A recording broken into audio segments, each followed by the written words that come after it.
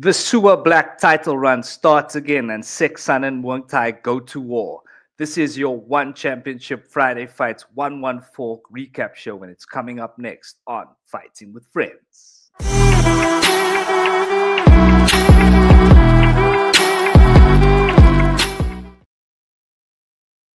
Welcome back to Fighting with Friends, and still the Undisputed African Fighting Podcast champion of the world. One Friday Fights 114 took place on the 27th of July from the legendary Lupini Stadium in Bangkok, Thailand. As always, breaking down the card with me is reigning defending Undisputed big champion of the world, Chief and Cop, but yeah. What's up? I'm right here. What's going on, PG? Welcome back. This is Yes, sir. the One Friday Fights 114 preview show, and as always, we start At the top of the card. at the top of the card. We saw my guy Sua Black get back to winning ways. Vintage Sua Black with some spectacular knockdowns. PG, tell us what you saw here, bro. Yeah, I actually watched this fight back when we were done with our live stream. Myself and Nate watched some of the fights back because he hasn't seen it. And what a pleasure it was to watch this fight back, dude. Again, it was really insane watching it live, but watching it back second time, you really get to see the top work from Sua Black. Look, I will firstly give big props to Sankatit for fighting the way that he did. I mean, he came back strong from those knockdowns. He did put the fight into a good pace, pressurizing, walking down to Sua Black. But Sua Black was so locked in this fight that he was able to see everything coming at him, able to dodge a lot of the stuff. He was able to feint in such a way he was making Sankatit miss, make Sankatit react to things that he didn't really have to, and that set up a lot of Sua Black's power punches. I mean, the way he set up that first, it wasn't really a knockdown, but it was he really had Sankatit rocked. He stumbled him back while when he walked him down and he was fainting. He started with like a stutter step with his feet. He shuffled his feet first, and then he moved his hands like in a funny way, and then noticed as he was doing that, Sankatit dropped his left hand, and I was like, "Oh, look at this!" And then that's when Sua Black threw a left straight, rocking back Sankatit. I just thought that Sua Black fought really, really well in this fight. And like you said, it's vintage, dude. He didn't get the knockout, but he got 2 knockdowns and 2 phenomenal knockdowns. I mean, in the first and second round, Sua Black fished with that rolling thunder. You know, the jumping rolling thunder, and he missed in a second of it. Oh, that was the first knockdown. Yeah, that stole the show for me. I mean, you can go watch back our live. You can see how myself and you, Eddie, you just lost our shit when that happened. Then another one, spinning wheel kick to the dome, and you could see Sankati didn't like it. He was having a tough time. I mean, he looked very frustrated in the end of that second round because that's when he took those punches that rocked him. Look, again, it was still a good performance from Sankatit, even though he lost the fight. And I think he's one for the future because he's still very young. But damn it, Sua Black is just looking elite, especially now that he's coming down weight, right? Because he is, this fight was catch weight 140 pounds, and Sua Black's trying to make 135 because he wants to go down to flyweight. And dude, he's almost there, and he's looking good in this weight class, really. The power is there, the speed is there. I mean, in bantamweight, he was really struggling against the guys that were the natural bantamweights that were a lot more powerful than him. That's why he's getting knocked out so much and having tough weight cuts. But now he's just looking flawless. The weight cuts looking great. And yeah, that was a top performance from him. I was a bit gutted that he didn't get any bonus. He didn't get an interview. Yeah. I mean, the performance like that was warranting a bonus for me because it was a good display for martial arts on both guys, which is the rhetoric that One Championship is put out for bonuses now, right? It's not just brawls. It's a good display of weapons and artistry in the fight. And that's what Sua Black displayed in this fight for me. And dude, I think he should have gotten a bonus there because every single round he won, and he won it in good fashion. So big up to Sua Black. Yeah, agreed there, BG. Nicely done. So yeah, we'll have a quick look at the flyweight Muay Thai division. Is Sua Black ready for a top 5 opponent, or like would you like to see him fight next? Is this the beginning of the title run for Sua Black? I don't know if he gets top 5 just yet. There's a lot of good fighters that he can be taking on. I think he's already contracted by the One Championship. We just saw on this fight card, which we will get into, Aslamjan Otikov is also in the flyweight division, and he called that Kong Torani. I would say let Sua Black take on Aslamjan Otikov as Sua Black's official fight in the flyweight division, Muay Thai. And then the winner there can crack the top 5. I think that will be a good progression fight for both of them. I like that there. You like that? I like that. I like that a lot, bruh. Especially considering the performance that Otikov put on yesterday. But we'll get into that a Yeah, little bit later. yeah. Any final thoughts before we move, BG? Um, yeah, there's not that much else we can take away from the fight because I mean these guys were technically were going to be co-main event, and I think it was supposed to be a Muay Thai fight, not kickboxing. So a Mm, lot has changed on the night. So that's why I think they didn't really get any sort of media after the fight because it wasn't really sanctioned to be this way, but then it was. So in the end, I think both guys put on a display that would be a memory for a lot of the fans. And I think it's safe to say that whenever Sue Black or Sankatit's going to fight again, people are going to tune in for both of them, regardless of who they fight fair next. play. Fair play, BG. Drop us a comment there, ladies and gentlemen. Let us know your thoughts, like and subscribe to Fighting with Friends. But we'll but we'll move to our next fight here, the co-main event of the evening, and these two guys, damn it. Damn it, yeah. The people pay. Yeah, the people People pay pay because what the the people people want pay to to say, see there. because I know You the know, people pay. because the people pay, bruh, and this is what the people pay for, as advertised, Yeah, bruh. As yeah. advertised. This is a great example of how you market the Mm, fight as exactly what it's supposed to be. Played out exactly how we thought it was. Both men, the man that yeah. yields to no one, and the elbow zombie, living up Mhm, to their names here. BG going to absolute war. I mean, one of the craziest fights I've seen in a long yeah. time, and that's saying a lot considering the type of fights we see on a weekly basis here. Mhm, mhm. Like I said yesterday, they could have stuck one foot in a tire each and just like slugged it out. Like it was, they were in range from the first ball to the last. Yeah. BG, give us your thoughts here, bro. Yeah, I think saying that phrase as advertised is the best way to describe this fight because if you know Sexan and you know Muay Thai, you know what they fight like, you know what their styles are like, you know what their game plans are. It's not really beating around the bush or they're not really hiding anything. They know you know what they're gonna come at. They're gonna walk you down and they're gonna beat you up in a very close combat quarters. Both guys don't like to fight on the outside. That's not what they do, even though they can. But both fighters prefer to fight very close range. And I said in the preview that I remember I was telling you in the preview that Sexan is going to walk Muay Thai down, and that's actually going to be in the favor of Muay Thai. I think it's going to play into the game plan of Muay Thai. It's going to play into his style, and that's what we saw. Sexan walked down. He's the one who pushed the pace, but Muay Thai was very much privy to this. And he's like, "Yeah, I know you're going to do that. Let's go." And they met in the middle, and it was just clinch battles after clinch battles, elbows everywhere. Both guys had each other, but the rounds were so close that you really have to highlight very specific things that could tip it into someone's favor. And I think Muay Thai in each round just edged it.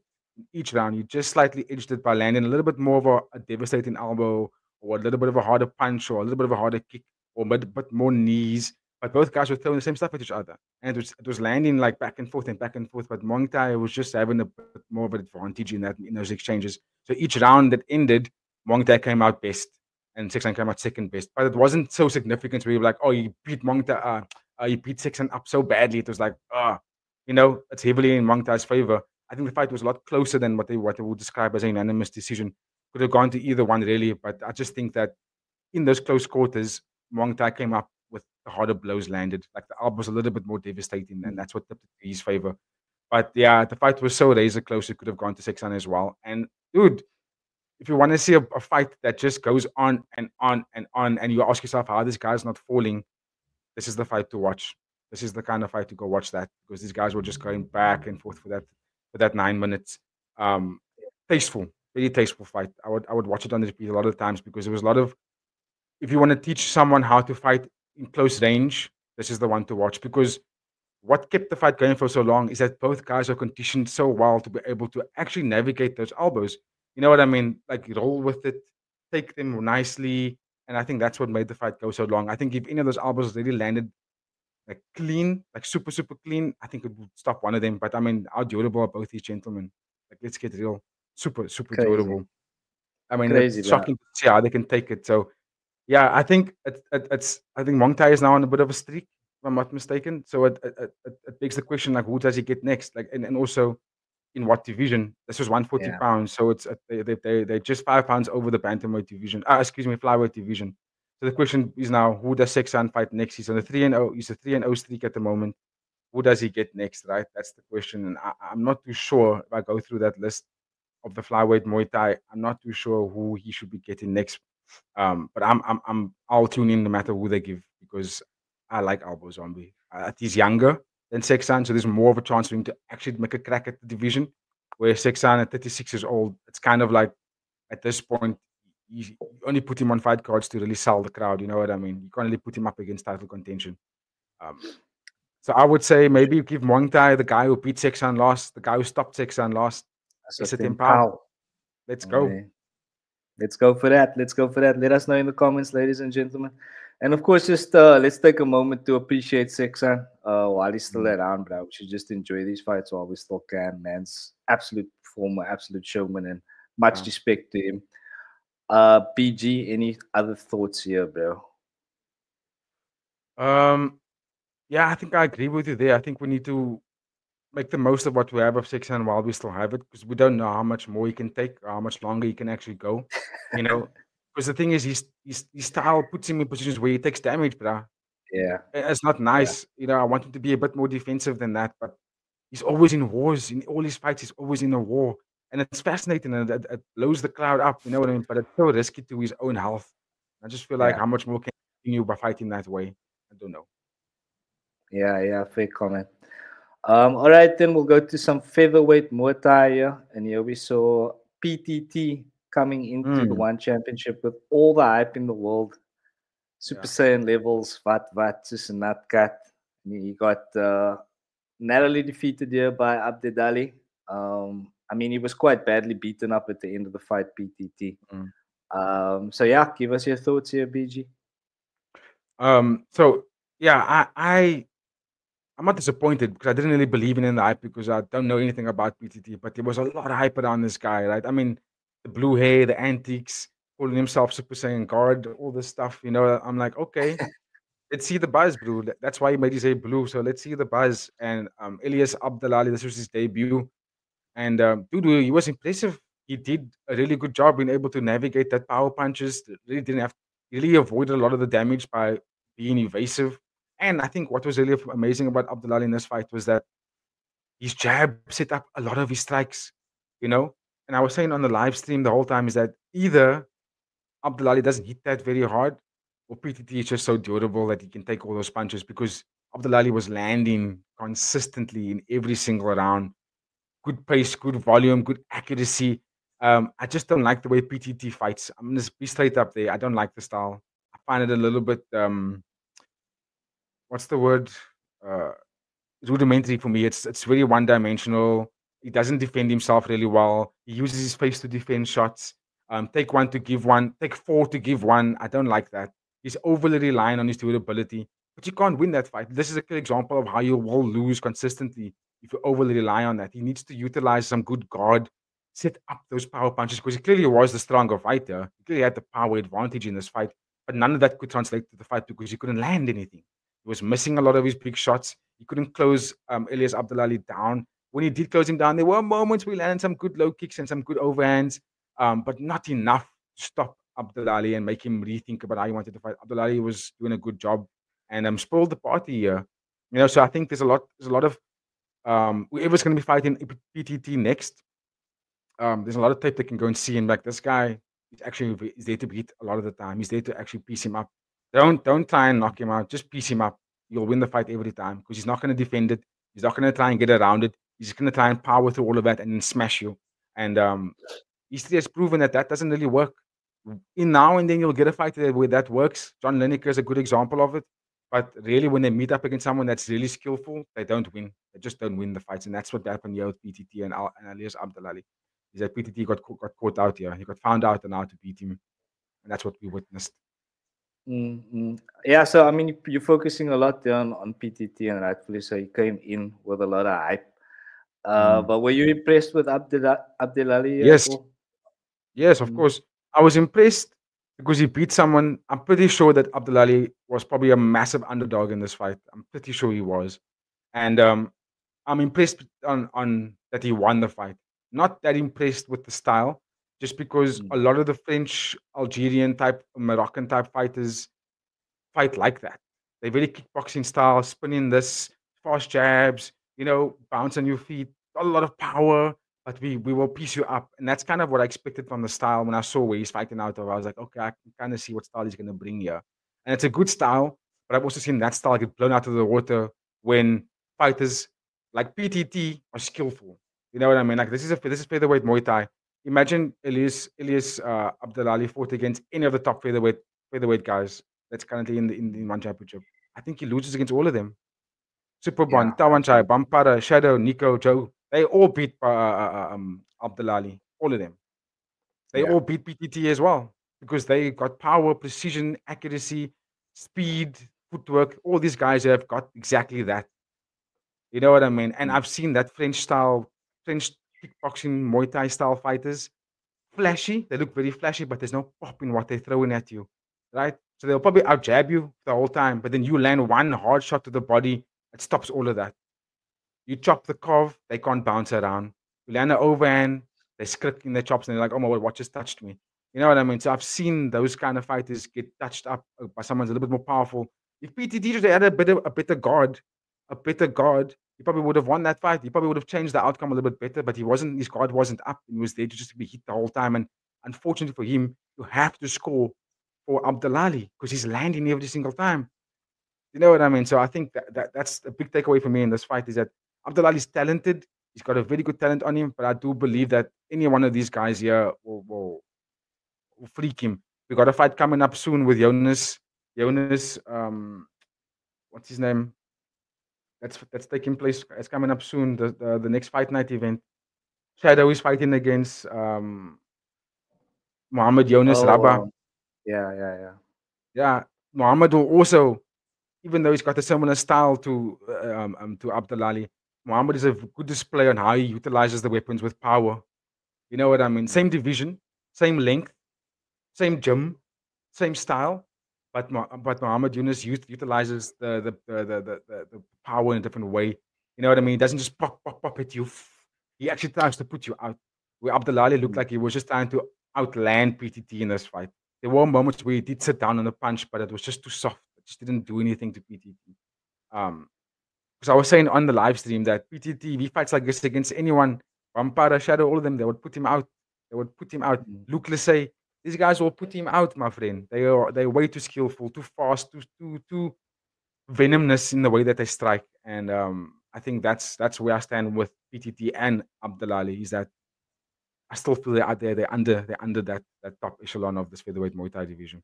But they're good fighters.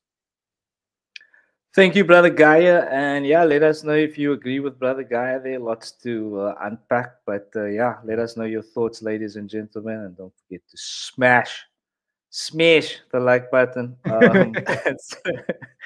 And please subscribe to the channel. But yeah, speaking of hype, PG, we're going to go to someone here who seems to be living up to all the hype. Yeah. Aslam John Artikov getting a flashy knockout yesterday with an amazing front kick up the middle to finish the fight, securing the $100,000 contract. And yeah, bruh, life is good for this guy at the moment, bruh. It was a really good performance. Like I said on the live stream, something that did stand out for me that might have been overlooked was that he was very defensively responsible, which is something that like I said might get overlooked there.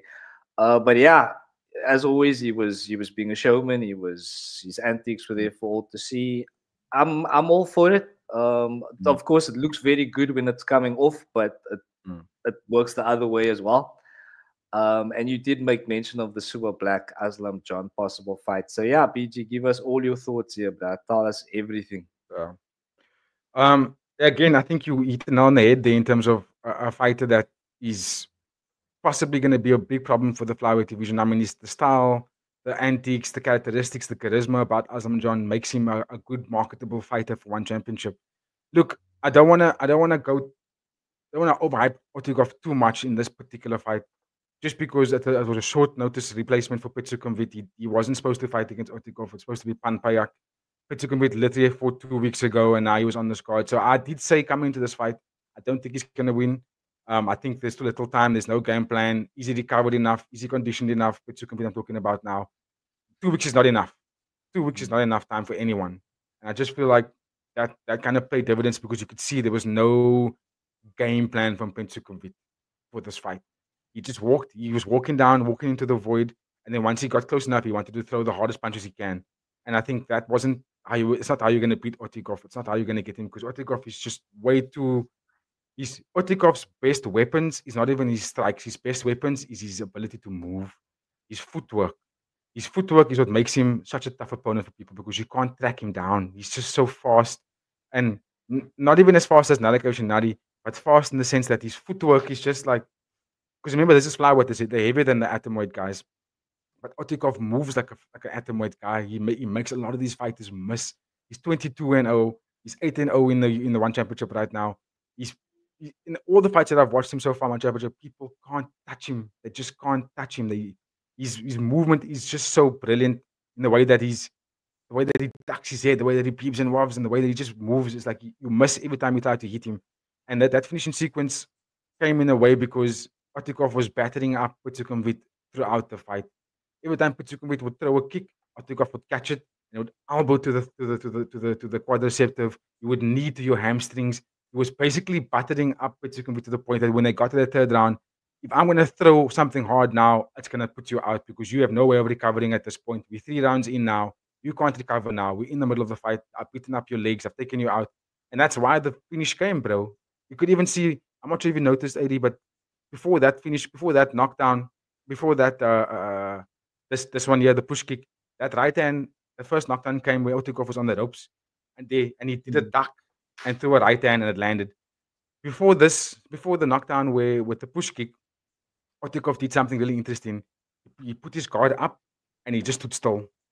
He just stood dead still. And I still told Nate, I think he's gonna set up a kill shot here. And I thought about it even when the fight was live. I was like, he's setting up a kill shot now. Because now he's not moving, he's not dancing, he's not doing anything like that. He's just standing dead still, and he's like, I'm going to set up a kill shot. Because then Putukumvit threw his jab, overhand right. Putukumvit threw a deep, overhand left.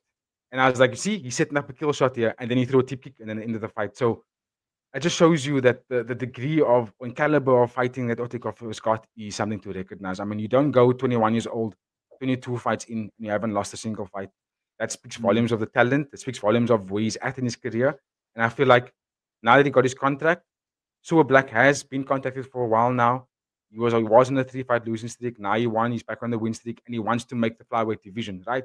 He wants to make the flyweight division. So I would say, if we don't give Aslamjan Sewer Black as his first fight under the new contract, then give him someone like one of the Stupinan brothers. That's the flyweight division. They're there.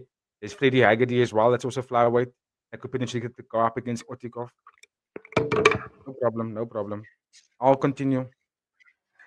So while AD is gone, I will continue. So there's a couple of good flyweight prospects that aren't contracted, but are very close to doing that, right? We got Akif Kulizada. We've got the two Stupinan brothers. We've also got who just fought on the squad. Let me just get his name here.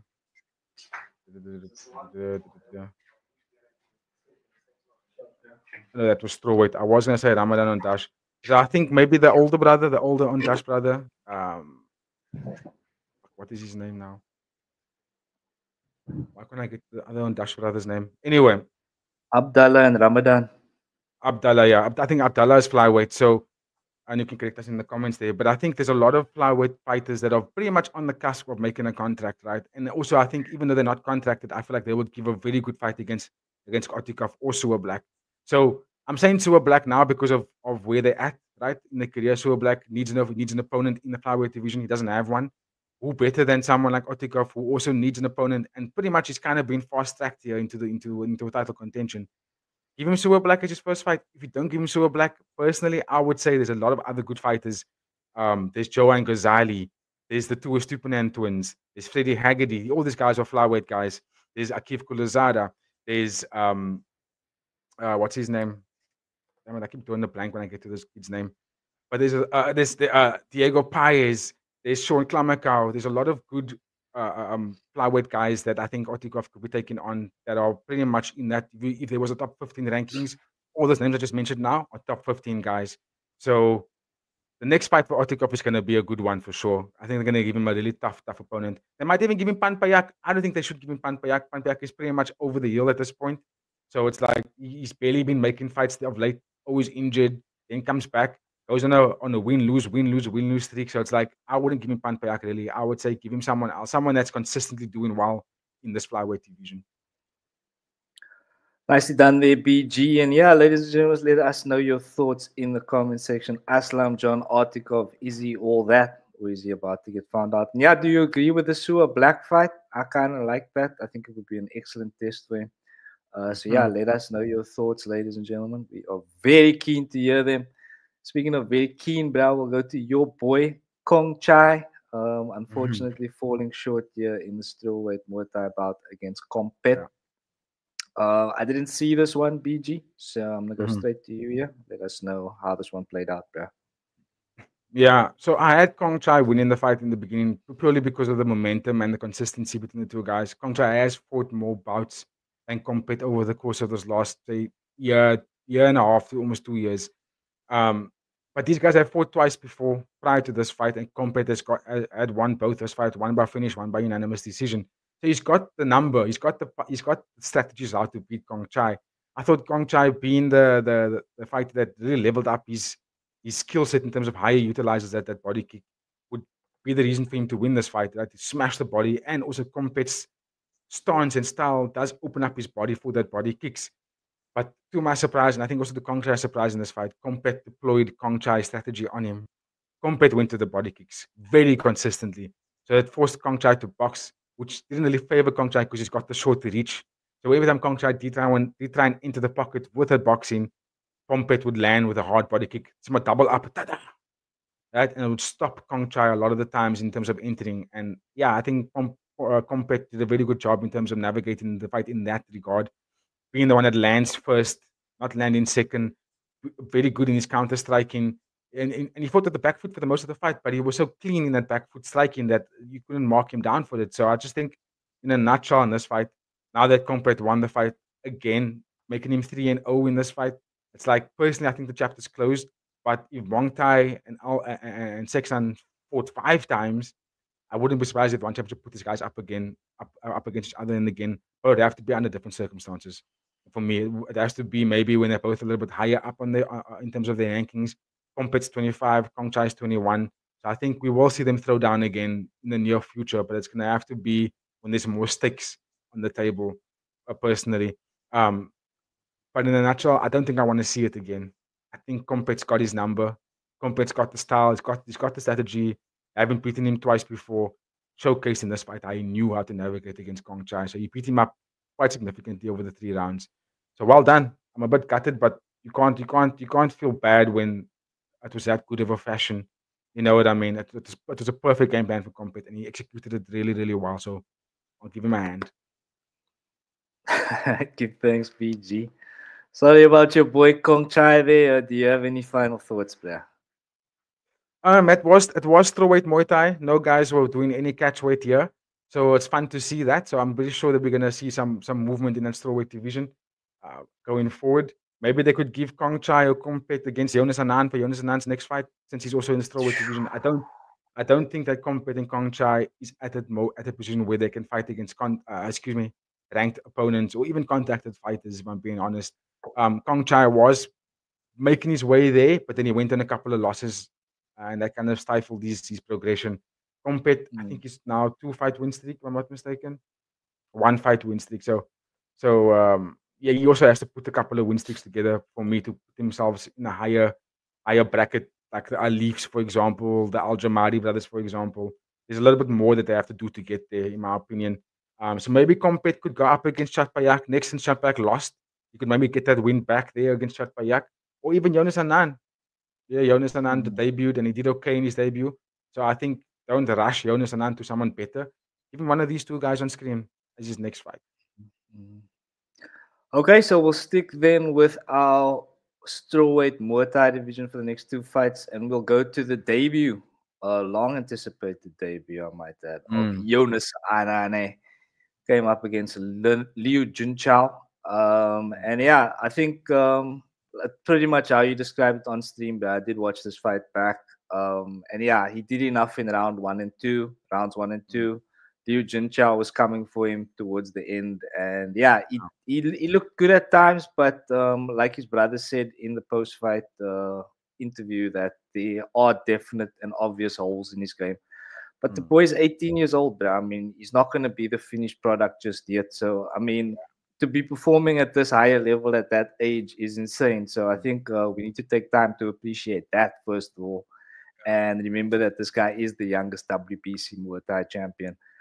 So he's got a lot going for him. It was a big step up in competition, and he passed the test. He did enough on the day, bruh. So, what are your thoughts on Jonas Anane here, bruh?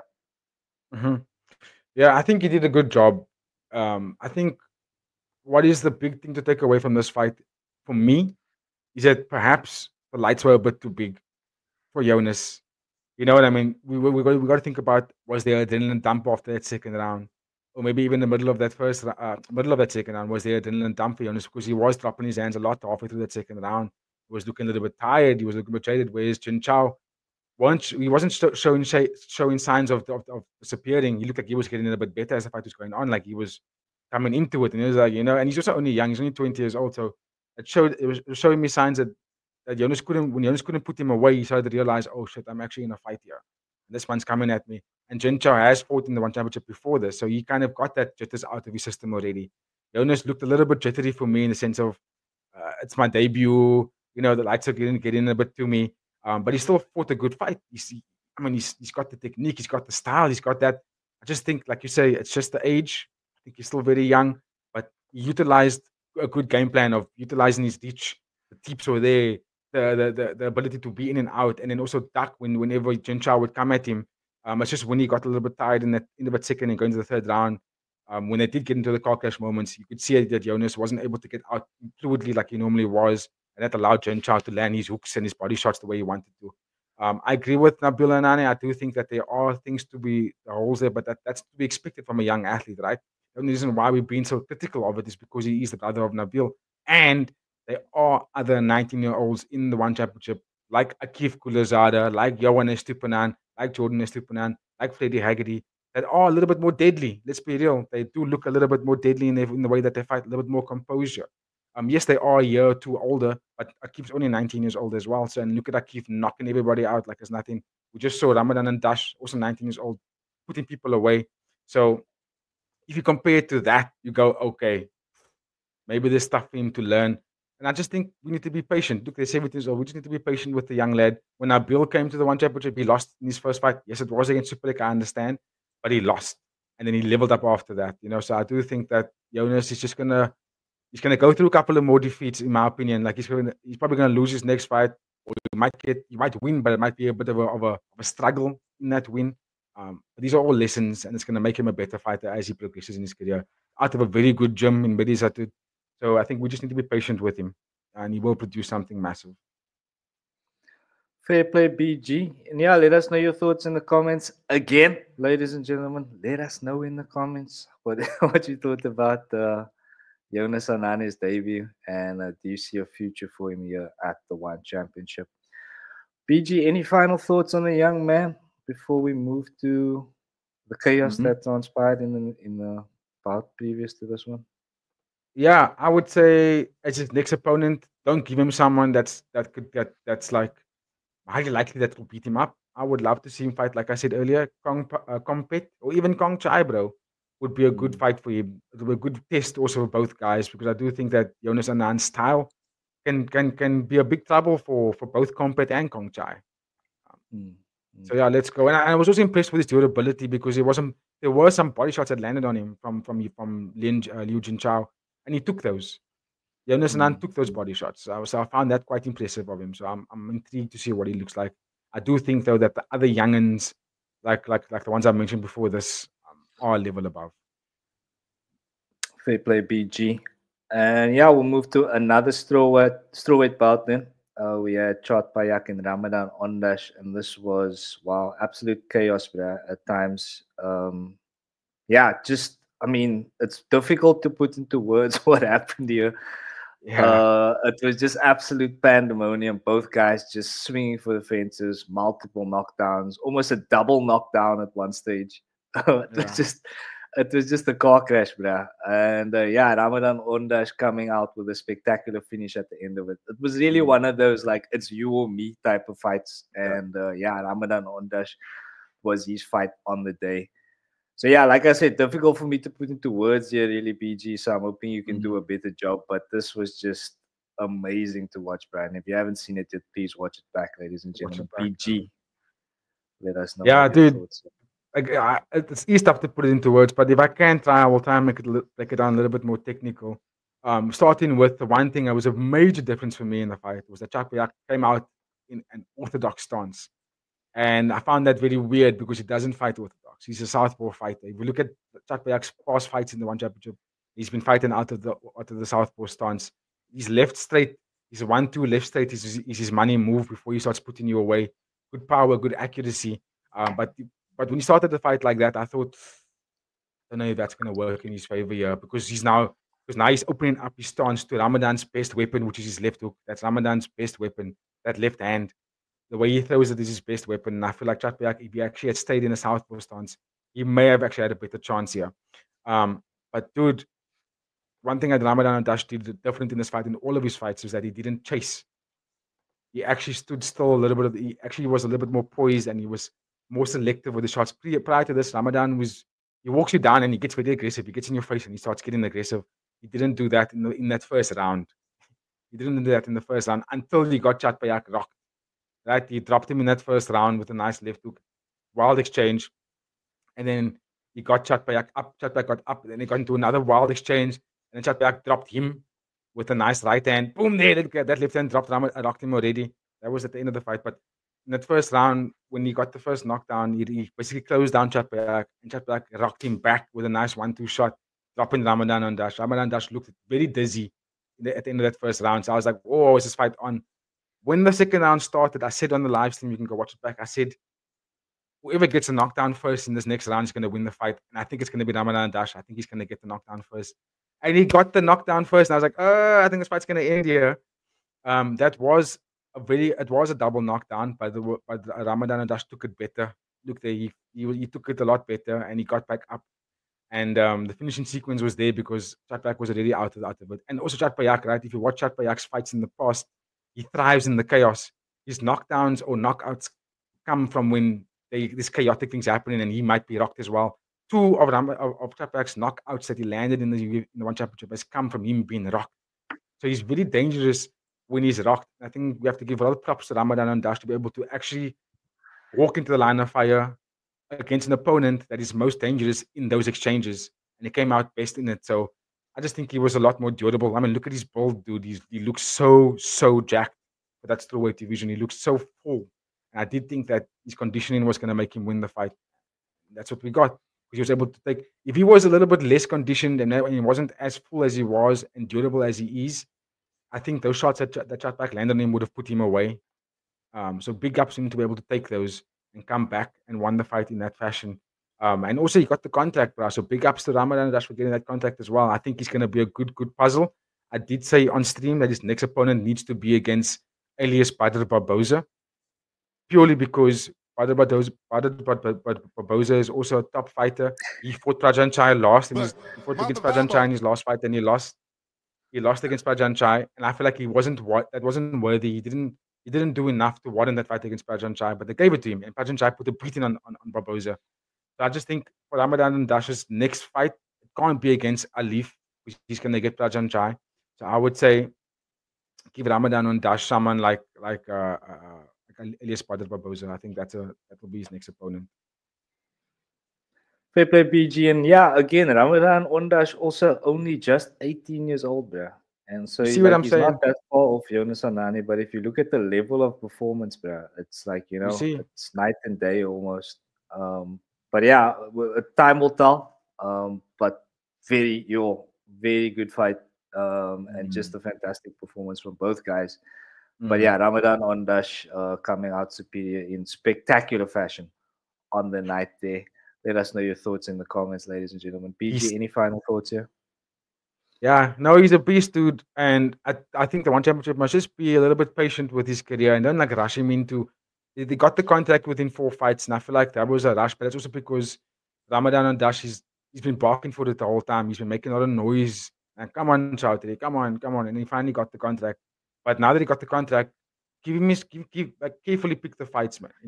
Don't rush him into that top tier because I do think that he might come up short there. And that's why I'm suggesting someone like Barboza because Barboza was rushed and he took a beating. So now I think that's why I'm saying his next fight needs to be someone that is just outside of that top 5.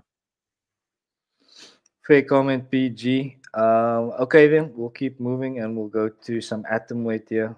Atomweight Muay Thai. And we saw our boy, Nadaka Yoshinari, come up against a very dangerous Ban Lulok. And yeah, just I think the word I used on the stream was surgical. And that's Yeah. exactly what it was. It was just so precise, so elusive, so quick, so yeah, and he was so comfortable in there, bro.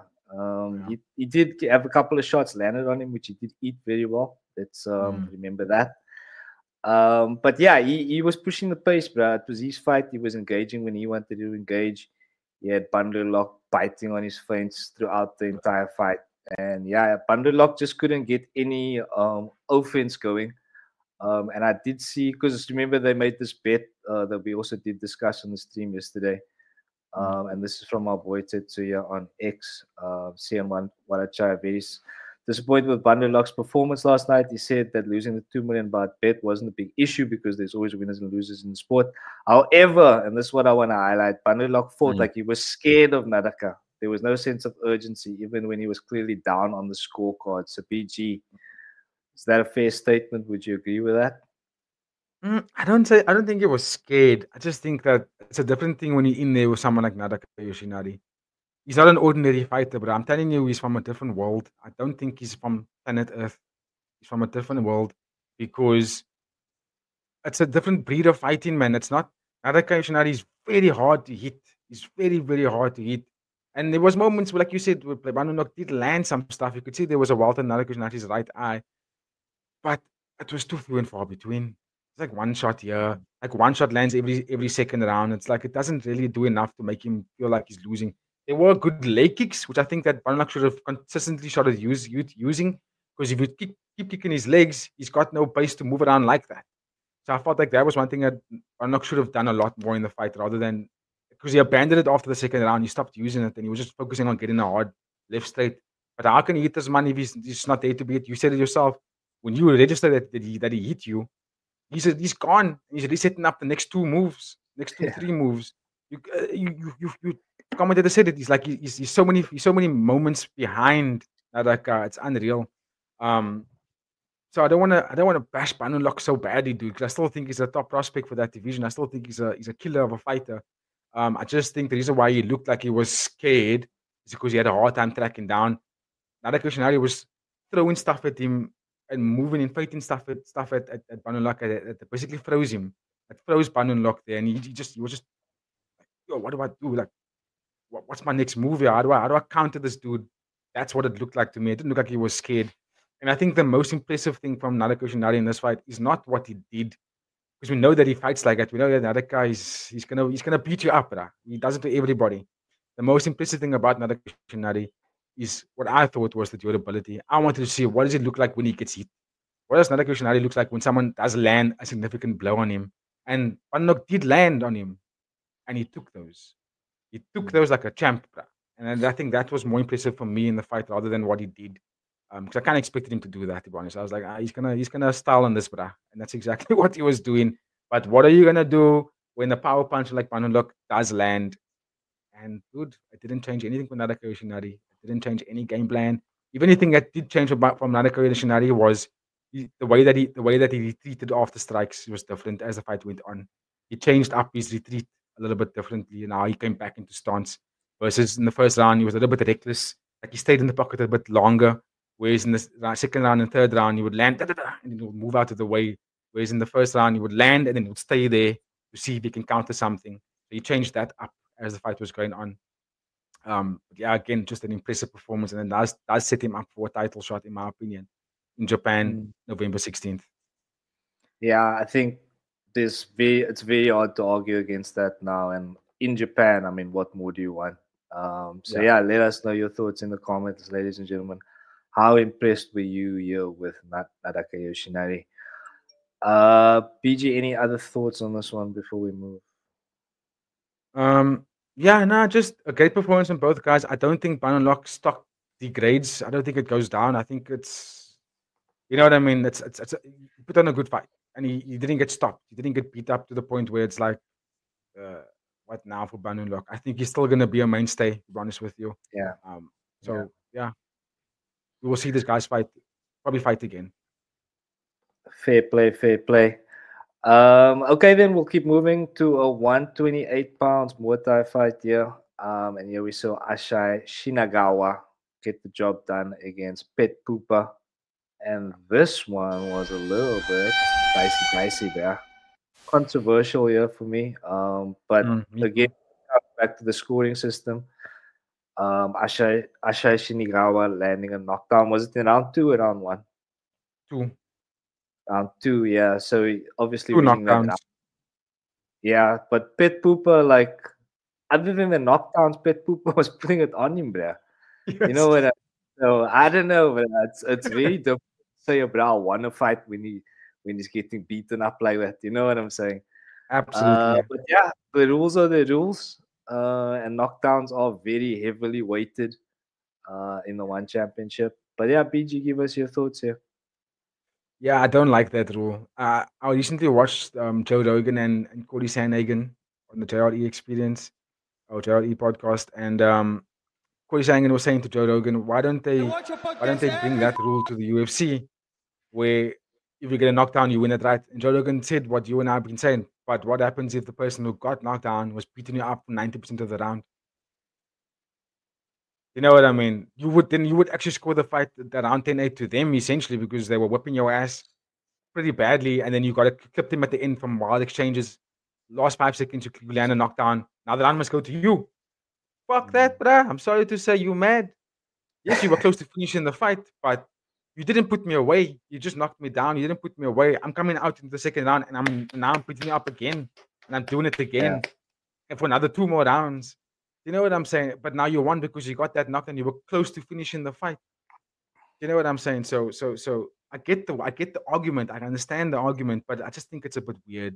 I don't like it. mm, I don't like the how it works because I say he lost the first round. Pitbull Power was establishing his dominance by utilizing his range really well and fighting like Triple One would say he blasted those body kicks. He was looking dangerous. He had that charisma about him, and I liked it. That's what I was asking for even in the preview. That double knockdown was devastating in the second round. Like the fight could have ended there. But guess what? Pitbull came back in that second round. In that second yeah, round, AD. It wasn't like he came back in the third round. He came back in the same round. You could see you were, when that second knockdown happened, you could see Pitbull just put his hands down, I guess, and you could see the face changed, man. You could see in his eyes like, right, you got me, but now I'm awake. And it was just a different Pitbull after that because then in the third round, dominance, bro. The one thing, and I think that the judging needs to consider this, you need to mark points down for an athlete that consistently grabs. You know what I mean? Not yes, yes, clinching, bro. but grabbing. That I don't like because it's not MMA. This is a Muay Thai fight. This dude, Asahi, for more than half of that third round, consistently grabbed. He Grappling, didn't bro. even Grappling. he didn't he didn't throw any punches in that third round. Like it was very few and far between where he threw any sort of strikes. Every time Pitbull Park closed the distance and started putting himself to work, Asahi grabs him and holds him for at least 6 seconds, 6 to 7 seconds. I would say it Mm, on the live stream. You can grab someone. I get it. It's strategy. I understand that. It's like boxing. You can clinch. You wanna get your breath. I understand it. But there has to be a sanctioned second amount. Like in football, when the keeper picks up the ball, you only got 6 seconds before you have to release that ball. Same thing in the fight here. If you clinch in someone like that, and that's not even a clinch, that's just holding someone's body. He didn't even clinch and throw some knees and at least work in the clinch. He didn't even do that. He just grabbed the body and worked the clock down. So I think that mm, if you're doing that, you're only sanctioned three seconds. If it's more than three mm, seconds, if the referee is having to fight you to get your hands off an athlete, you need to have a hard warning there. And if you do it again, I'm taking a point away, bruh. I'm taking mm, a point mm, away. Because now your strategy now is to just hold this dude for the next 3 minutes. mm. Yeah, no, absolutely agreed. You know what Agreed. I mean? It's because it's kind of making me think now. Would it be possible to actually just like enforce a rule where if someone holds on for too long after the second time, you dock a point immediately. Dock a You point. know what I mean? Because That's I think a fair warning is good, and then after the second mm, time you have mm, to dock a point because it's an mm, indicator of how the fight's going. If one fighter's holding on for dear life, obviously he's mm. getting his ass beat, bruh. You know what I mean? Literally, And that should literally. be reflected on the scorecards if this guy's basic like literally holding on for dear life, bruh. You know Mm, what I mean? mm, So mm, that should be something that the judges should think about also, and it might be a little bit difficult to enforce. But I do agree, BG. I definitely think that's something that should be looked at. mm, Let us know your thoughts in the comments, ladies and gentlemen. mm. BG, anything else from your side here, bro? Yeah, I just not really because for me that was the big takeaway in the fight. I want to spend more time talking about what these guys did really well. And there was a lot of good things that came from both athletes, dude. Let's be real. That knockdown from Shinigawa was sick. The way he landed it, like he took the fight to Pepe in that second Yeah, round. So I don't want to take away from that because it was a good moment in the fight for him. But that third round for me, I hate to use this word, but it was a cowardice performance in that third round. I called out another fighter in another Friday Fight Squad for doing the same thing 2 weeks ago. And so we need to address that there. And I don't think it's up to the judges. I think it's up to the sport. I think it's up to the organization to to kind of like rethink that rule there. Because like you say, dude, people get warnings for an eye poke and be like, "Yo, watch your fingers." You know, you can do the same thing. You can implement the same rules for oaks grabbing, especially in a stand up discipline, not in the MMA game. This is Muay Thai and kickboxing. You know what I mean? It's a discipline where you can't actually grab someone unless you're literally fighting in a clinch. But if you're not doing that and you go in literally full body lock underhooks, I'll stop you right there. I'm like, stop. I'm not even gonna give you a second to work out of it. I'm gonna stop you right there. That's not allowed. Bring you back to the center, fight. That's what I would do. And if you do it again, I'm gonna and if the referee is having to battle the fighter to get him to stop doing it, like literally like fighting this one to stop grabbing him, that for me is a sign that this athlete is really basically bending the rules here. You need to stop him from doing that. So yeah, my opinion is one fair warning and then a point deduction if you keep doing it. Because it stops the fight. You know what I mean? That was majority of the third round. Mhm. Doesn't sit well with Yeah, me. absolutely, absolutely agree there, BG. Some great points. But okay then, BG, I'm gonna get out of your way for a little bit now, and I'm gonna let you Okay. round the card out for us. So whenever Yeah. you are ready, please go ahead. Yeah, look, this was a great fight for me. Debuting in Jonas Monin. I think there's something in there. Again, like I would describe in these French Moroccan style fighters. That's what you got from Monin. It's fast, it's poppy, it's flashy, it's spinning and what. And I even said on live stream that I think Monin's gonna do some spinning attacks here, but it's gonna catch him. It's gonna be at his detriment if he does it. And dude, it happened, dude. So I was just poised, composed for a 19-year-old. You could see all that strikes. This is also a strawweight division, even though it says 120 on pounds on the screen. These guys are technically fighting strawweight division as well. Maybe even possibly anti-weight, depending on where they want to go from 120. If they go up 5 pounds, they're in the strawweight division. If they go down 5 pounds, they're in that anti-weight division. So it just depends on where they go with their careers. They're both fairly young as well.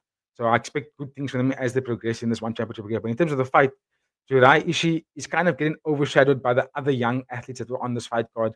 I thought his performance was better than Jonas Anand's performance because he showed me not only composure, but he showed me a fighter that is well educated. The way that he attacked the base, stopped the leg wound from Jonas Manin, and then attacked that body work every single round, attacking that body. That's what set up his finish in that second round because then Munin was really trying to protect him because he got dropped in that first round with body shots. He got dropped in the second round with body shots again. And then basically you could see that Munin was like, I don't want to give up this base. I don't want to give up this body. But the way Jirai strikes at him forced Munin to give him that to give him that target, excuse me, set up those target punches. And yeah, great performance. I'm not too sure now if he got a bonus, but I think his performance was bonus worthy because it was a great display of Muay Thai, good weapon choices. Just everything about him was flawless on the night. And I have to give him a hand for that, bro, because I feel like the performance, the knockout from Ramadan Dash, and the way that fight took place, overshadowed the performance of Jirai. I think Jirai really went in there and put his name. So I think even Mitch Chelson, which is one of the commentators, was saying to the crowd and everybody, like, remember this name, Jirai, remember this name, and I won't forget it, dude, because that was a good performance for me. It's now burnt into my brain. I won't forget it because he displayed a good a good display of weapon selection for me, for someone that's so young. Masterclass performance. And then we had the opening bout of Takuma Sudo. He versed Shamsuddin Magomedov. Fight went to decision. 10 minutes, only one round. I feel like there should be another round kind of end the fight. But you can also see that when fighters get to like the 8-minute mark, they look a little bit jaded and a bit tired. You can kind of see it. If you're not Rotolo, you kind of suck in ass when you get the 8-minute round. But Takuma Sudo, he's got the nickname the Leg Hunter, and he did exactly that in this fight. Leg lock after leg lock after leg lock, was forcing Shamsuddin to defend for the whole of the 10 minutes. He couldn't really progress from this positioning. He couldn't go forward. He couldn't do anything. He couldn't mount any sort of his offense in this fight. Offense. So I liked what Takuma did. He couldn't secure a tap out, but he did lock in 2 leg locks, and it was counted as 2 leg locks that were catched and caught. Excuse me. And I thought that was brilliant from him. And I like his style. I like his antics as well. He keeps smiling at his opponent when he does it. Fascinating fighter. Good for the bantamweight division. I just don't know if I am excited to see him do it again. You know, maybe because I'm spoiled by watching the Tolo brothers and like Dante Leone and those kind of guys throw down the Ryan Gordons and them. The way they do jiu-jitsu, it's like watching like super jiu-jitsu because they're moving at such a pace, and the way they throw in stuff and how they set up their angles, it's mind-boggling to watch. And when I watch these guys fight, it's a little bit slower, and it's not mind-boggling. It's just like, okay, let's see who's gonna land something here. Because you know in jiu-jitsu, it's difficult to land something, especially when you're up against high-level fighters. When people know what they're doing on the ground, it's not easy to get a submission. It's not easy to get something. And I think that's why the Rotolo brothers and Gary Tonin and those guys are such high elite fighters, because they make it look easy. Their styles is just something that is so far ahead of everybody else that when you watch jiu-jitsu like this, you kind of go, "Oh, why is there such a big discrepancy between the two between the athletes here?" But okay, they're also a level in terms of weight much heavier than Takuma Sudo.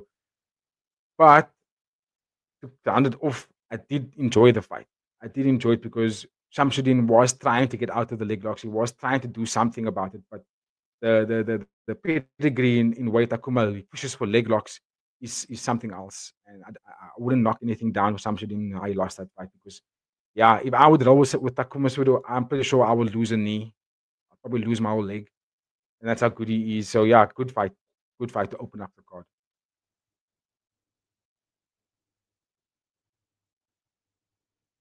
Oh, am I closing the Thank show as you, well? brother Okay, let me Gaia. close the No, show. no. Sorry, man. Thank you, brother Gaia. Yeah, ladies and gentlemen, that wraps up One Friday Fights 114 very nicely for us. As always, we go to some final thoughts and a post-fight rating for the card, please, sir.